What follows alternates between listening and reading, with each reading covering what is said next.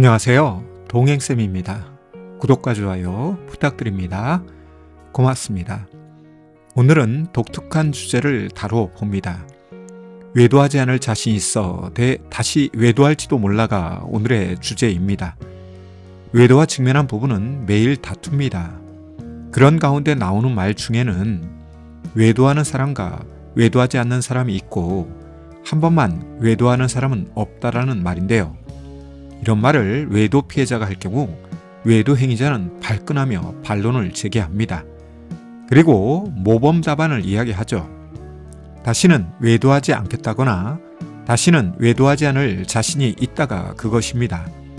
그런데 이렇게 모범 답안을 말하는 사람이 얼마 후 기존 외도 관계를 다시 잇거나 새로운 외도 관계를 만드는 경우가 있습니다. 외도 발각 때에 가졌던 다짐과 각오 그리고 약속은 어디로 사라지고 다시 외도 관계에 빠지는 것이죠. 무엇이 잘못된 것일까요? 모든 부부는 외도에 노출될 수 있습니다. 이는 학식 유무, 지위고하, 남녀노소 할 것 없이 모든 부부에게 적용되죠. 아무리 도덕성과 윤리의식이 높은 사람이라 하더라도 외도의 유혹과 욕망이 꿈틀거릴 경우 쉽게 외도하는 경우가 흔합니다. 외도는 무식하기에 벌어지는 것이 아닙니다. 제가 상담 현장에서 보면 화이트 칼라 외도가 많습니다. 특히 직업적으로 도덕성과 윤리의식이 높아야 하는 직업군의 사람 중에도 공공연히 외도하는 경우가 흔합니다. 대표적인 경우를 손꼽으라면 목회자가 있죠. 다시 본론으로 돌아와서 모든 부부는 외도에 노출될 수 있습니다. 그런데 어떤 부부도 외도 직면 전까지 외도에 대한 경각심이 없습니다.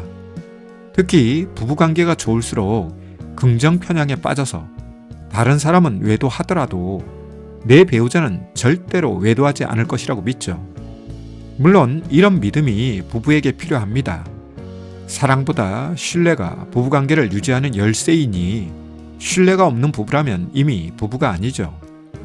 그런데요, 이런 긍정 편향에 빠져 있다 보니 부부관계나 결혼생활에 대한 관리를 하지 않습니다. 이런 부부관계나 결혼생활은 삶의 권태를 만들게 되고 이 사이에 서로 섭섭함, 답답함, 억울함 등이 누적되면 부적절한 이성관계를 통해 이를 해결하려는 유혹이 올라옵니다. 여기에 현대사회는 부적절한 이성관계를 쉽게 만들 수 있는 조건이 가득합니다. 오프라인뿐만 아니라 온라인을 통해 부적절한 이성관계를 만들기 쉽습니다. 대표적으로 페이스북에만 들어가도 공공연하게 이성을 유혹하는 글들이 수두룩합니다. 이런 글들 속에는 자신과 연결하기 위한 메신저 주소를 공공연하게 올려놓고 일명 사람을 낚는 경우가 있습니다. 그리고 순진하게 여기에 낚이는 사람도 있죠. 실제 저의 상담 사례 중 SNS를 통해 외도 관계를 만든 경우가 있습니다. 심지어 해외에 있는 이성과 외도 관계를 맺고 그 이성이 한국까지 오거나 그 이성이 있는 곳까지 다녀온 외도 행위자가 있죠. 그런데 이 세상에 비밀이 없다 보니 우연히 스마트폰을 통해 외도 관계가 발각되고 이때부터 부부 사이에 전쟁 아닌 전쟁이 벌어지기도 하죠. 따라서 모든 부부는 외도의 유혹 앞에 놓여 있고 모든 사람은 외도의 욕망을 가지고 있습니다. 따라서 부부는 배우자를 의심할 것이 아니라 결혼 생활에서 외도에 대한 민감함과 경각심을 가지고 있어야 하죠. 중요한 것은 외도가 발생하지 않는 것이지만 이미 외도가 발생하였다면 이를 잘 수습해야 합니다. 그런데 앞에서 말씀드린 것처럼 다시는 외도하지 않겠다거나 외도하지 않을 자신이 있다는 말로 자신의 외도 행위를 가볍게 여기는 외도 행위자가 있죠. 그리고 이 말을 순진하게 믿고 넘어가는 외도 피해자도 있습니다.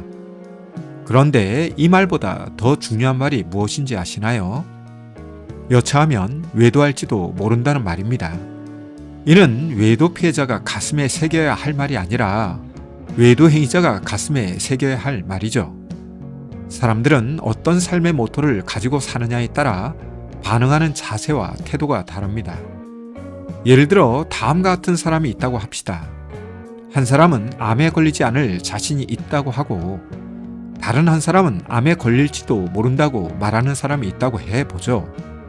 이 중 어떤 사람이 암에 걸릴지는 아무도 모릅니다. 그런데 전자의 사람은 근거 없는 자신감으로 건강관리나 음식 혹은 운동 등을 하지 않을 가능성이 높습니다.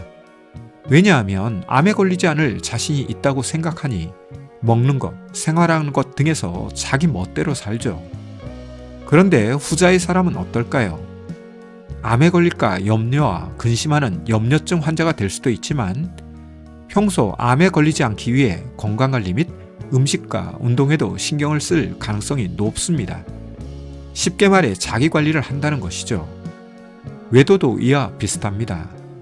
말로만 다시 외도하지 않을 자신이 있다고 외치는 사람은 모범 답안을 말했을지 모르나 실상은 외도에 대한 예방과 대비에 취약합니다. 그냥 자신이 외친 말만 믿고 추가적인 외도 예방과 대비를 하지 않습니다. 그런데 외도할 가능성이 있을 수 있다는 분은 자기 관리에서 더 민감할 수 있습니다. 따라서 추가적 외도에 대해 말로만 자신감을 표현하는 사람은 비록 모범 답안을 이야기했다고 하더라도 실제로 가장 취약성을 가지고 있는 사람이라고 할 수 있죠. 그런데 많은 외도 행위자가 이런 자세와 태도를 취합니다. 이에 외도 피해자에게 역정을 내기도 하죠. 다시는 외도하지 않겠다고 하는데 왜 의심하느냐며 외도 피해자에게 짜증과 화를 내는 것이죠. 한 번 외도하였으니 또 외도할 것이라고 저는 생각지 않습니다.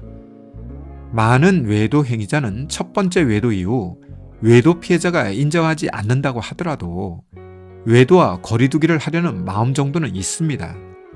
그런데 이런 다짐과 각오가 무색하게 다시 외도에 빠지는 사람은 무엇 때문에 그럴까요? 심지어 모범 답안을 주문처럼 외우는 분들이 말이죠. 그것은 외도 발각 후 변화해야 하는데요. 변화에 대한 방법을 찾지 않고 노력도 하지 않으면서 말로만 외치고 대충 외도를 덮기 때문이죠. 따라서 외도 직면 후 부분은 알아야 합니다. 외도 직면 후 모범 답안이 필요한 것이 아닙니다. 오히려 외도할지 모른다는 것을 염두에 두고 스스로 자기 관리를 잘 하는 노력을 해야 합니다. 이를 위해 부부는 함께 노력해야 합니다. 외도 피해자만 혹은 외도 행위자만 노력해서는 외도에 대한 상처와 아픔을 치료하고 외도를 극복하는 데에 한계가 있습니다. 이런 점을 공감하지는 못하더라도 상식적으로 이해하는 분이라면 가장 먼저 외도의 상처와 아픔을 치료하세요. 그리고 전문가와 함께 외도 극복의 방법을 배우고 익히며 외도 극복의 길을 걸어가길 바랍니다. 오늘 준비한 내용은 여기까지인데요. 도움이 되셨다면 구독과 좋아요 부탁합니다. 고맙습니다.